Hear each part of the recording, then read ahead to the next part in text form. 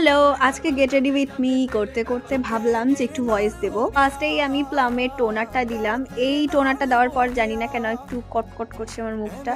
তো যাই হোক, তারপর পিলগ্রিমের ময়শ্চারাইজার। এই ময়শ্চারাইজারের গন্ধটা আর লাইট ওয়েট এতটাই যে লাগালে মনেই হয় না যে ময়শ্চারাইজার লাগিয়েছি, না চিপচিপে ভাব না কোনো কিছু। তারপরে আবার জেল সানস্ক্রিন লাগিয়েছি রেনের। আমার মুখটা গরমকালে এতটাই অয়েলি যে আমাকে সব কিছুই ম্যাট টাইপের লাগাতে হয়। এটা হচ্ছে জেল কম্প্যাক্ট পাউডারটাও জেল। আমার মুখটা এতটাই অয়েলি হয়ে যায় গরমকালে। এখন তো তাও অনেকটা ঠিক আছে, কিছুদিন পরের থেকে আমার যা স্কিন টোন আছে এর থেকে আরও ডার্ক হয়ে যাবে, আমাকে চেনাই যাবে না। জন্য আমার গরমকাল একদম ভালোও লাগে না।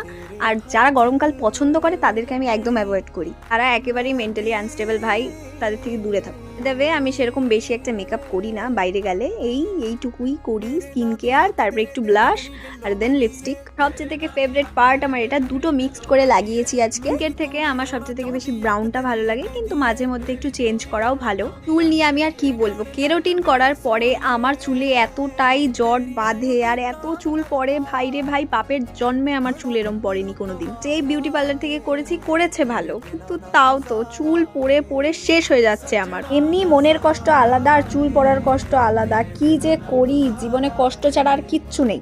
এই কষ্টর মাঝখানেও একটু ভালো থাকতে চেষ্টা করি, তাই এটাই ভাবছি যে চুলটা তো বড় হয়েছে, এটাই অনেক।